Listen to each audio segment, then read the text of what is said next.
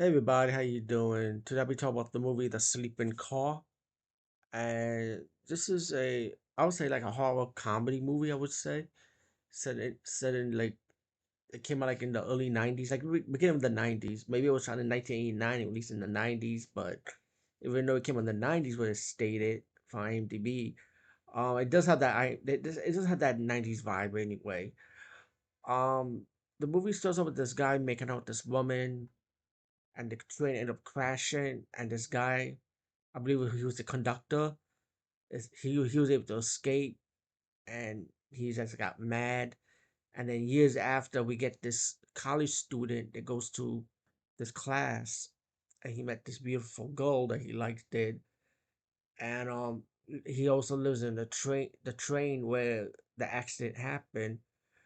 And later on you find out the movie is like from the movie that the train is haunted by this guy who will slowly kill a few victims.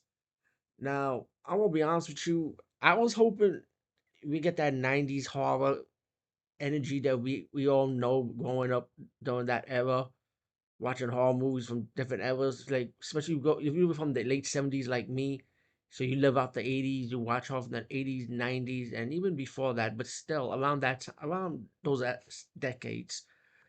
I wanted to give it a pass because it's just that vibe though. But at the same time, the movie is a long ass movie, man. It's a stretch with a lot of talking. And then once you get to the horror part, it was like okay, you just don't care about it, honestly. Once you see like the ghost or the zombified ghost conductor going around killing. Like I said, only a few victims he kills, and once you see him in full makeup form, like in physical form, where he can actually attack someone, it's like okay, it's a nice cheap thrill, a little cheap thrill. Excuse me, excuse my speech, thrill.